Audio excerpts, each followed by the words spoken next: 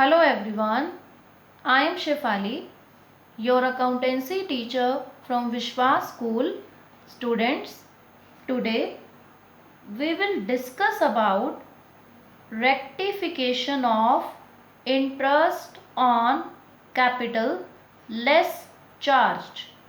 Means यहाँ आपको rectify करना है कि अगर आपने पार्टनर्स को उनकी कैपिटल पर जो इंटरेस्ट दिया वो कम दिया, जितनी रेट प्रिस्क्राइब्ड थी पार्टनरशिप डीड में उससे आपने उन्हें कम इंटरेस्ट दिया है, तो उसके लिए आपको रेक्टिफिकेशन एंट्री पास करनी है। तो यहाँ पर हम एक इलस्ट्रेशन को डिस्कस करेंगे, जहाँ आपको स्टेटमेंट में देखिए क्या बोला गया है। Ram, Shyam and Mohan are partners in a firm sharing profit and losses in the ratio of 2:1:2. Their fixed capitals were 3 lakh, 1 lakh and 2 lakh rupees respectively. कि राम, श्याम और मोहन पार्टनर्स हैं, उनका जो प्रॉफिट शेयरिंग रेशो है दैट इज 2:1:2 और उनकी जो कैपिटल्स हैं वो हैं 3 लाख, 1 लाख एंड 2 लाख और उनकी कैपिटल्स फिक्स्ड हैं। ये हमें यहाँ ध्यान देना है। जब भी आपको बोला जाए कि कैपिटल फिक्स्ड हैं तो उस केस में जो भी एडजस्टमेंट एंट्री आप पास करोगे वो एंट्री आपको करंट अकाउंट के थ्रू पास करनी है। कैपिटल अकाउंट इंटैक्ट रहेंगे, उनकी जो ये कैपिटल मेंशन है इसमें कोई चेंज नहीं लाना जब तक पार्टनर खुद कोई परमानेंट विड्रॉवल या कोई एडिशनल कैपिटल ना लाए। बस यही दो ही बातें हैं जिनसे उनकी फिक्स्ड कैपिटल जो है वो चेंज हो सकती है। आपको जो एडजस्टमेंट एंट्री जो भी पास करोगे वो करंट अकाउंट के थ्रू पास होगी। अब देखें आगे क्या कहता है स्टेटमेंट में कि interest on capital for the year ended 31st March 2018 was credited to them at the rate 9% per annum instead of 10% per annum। कि आपने 9% पर एनम से उन्हें दिया इंटरेस्ट, जबकि आपको 10% पर एनम से देना था, तो 1% पार्टनर के हिस्से में कम गया है, वो आप अब देंगे। मीन्स पहले 9 दिया है, अब 10 देना है, तो जितना भी पार्टनर्स के हिस्से में एक्स्ट्रा इंटरेस्ट बन रहा है वो उन्हें एज क्रेडिट मिलेगा उनके करंट अकाउंट में। ओके, देन कह रहा है कि जो प्रॉफिट था आपका for the year before charging interest was 2,50,000। तो ईयर का जो प्रॉफिट है that is 2,50,000 rupees before charging interest. अब आपको नेसेसरी जो है वो एडजस्टमेंट एंट्री पास करनी है। तो यहाँ अब सम शुरू करने से पहले आप एक बात माइंड में रखें कि यहाँ पर आपको ये भी देखना है कि जो एक्स्ट्रा इंटरेस्ट अब आप पार्टनर्स को देंगे उस एक्स्ट्रा इंटरेस्ट को देने की वजह से जो फर्म के प्रॉफिट्स हैं जो पार्टनर्स ने पहले ही शेयर कर लिए हैं वो प्रॉफिट भी तो कम होंगे, क्योंकि अल्टीमेटली ये इंटरेस्ट आपने प्रॉफिट में से ही देना है, तो फिर वो प्रॉफिट कम हो जाएंगे, पार्टनर के हिस्से में भी प्रॉफिट कम आएगा जितना वो ऑलरेडी ले चुके हैं। तो बस इन्हीं दोनों चीज़ों को आपको ध्यान में रखते हुए एडजस्टमेंट एंट्री को पास करना है। तो हम बनाते हैं हमारी table showing adjustment.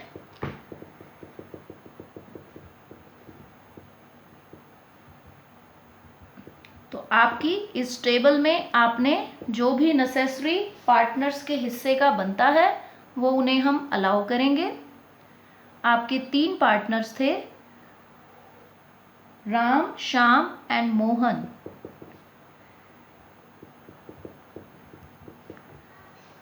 Ram, Shyam and Mohan, और यहाँ आप राइट करेंगे तीनों का टोटल, जो भी तीनों की ट्रांजैक्शन से टोटल आपको मिलेगा।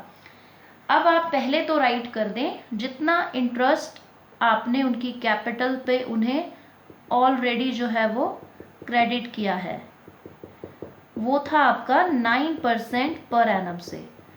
उनकी जो कैपिटल्स थी वो फिक्स्ड कैपिटल्स थी 3 lakh, 1 lakh and 2 lakh.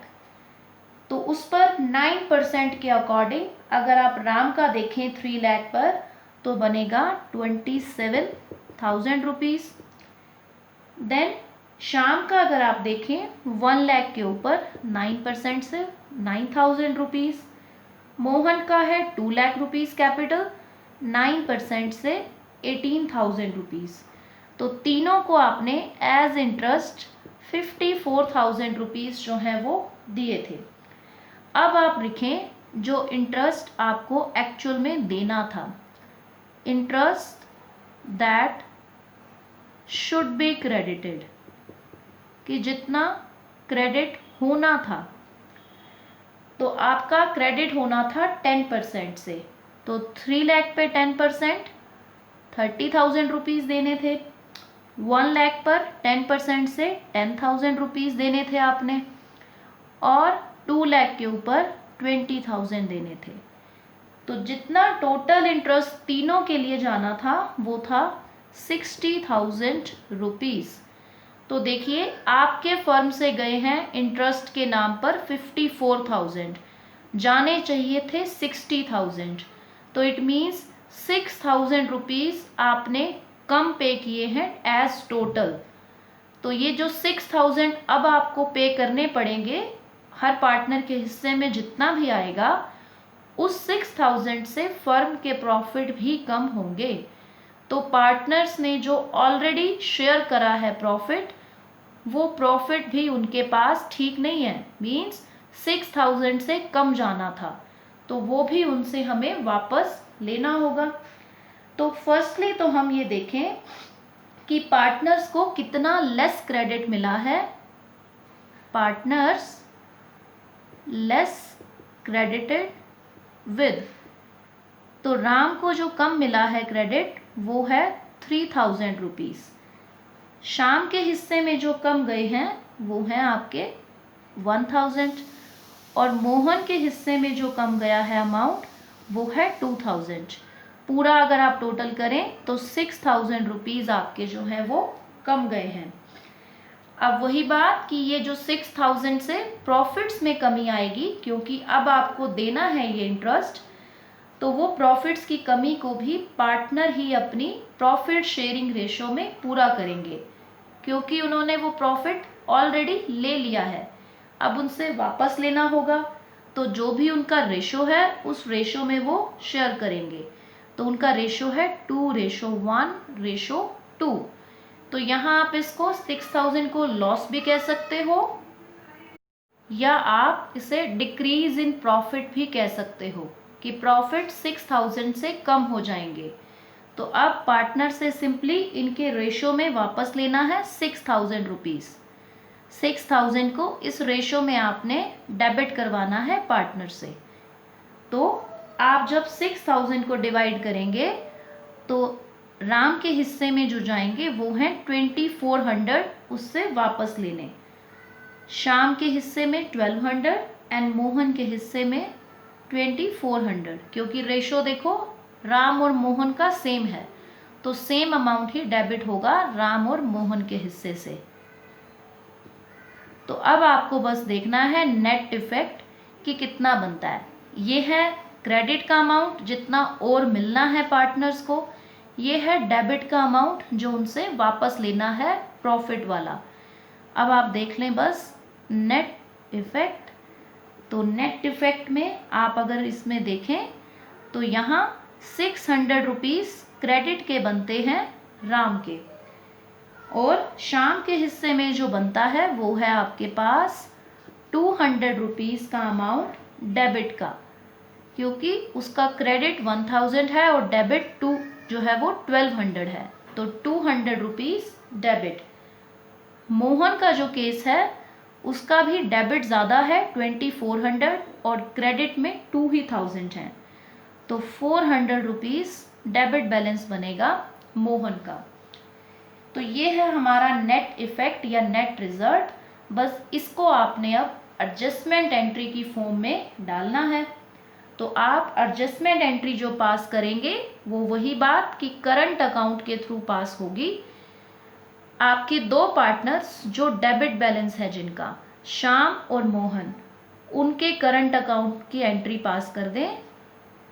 Shyam current account debit, Mohan's current account debit to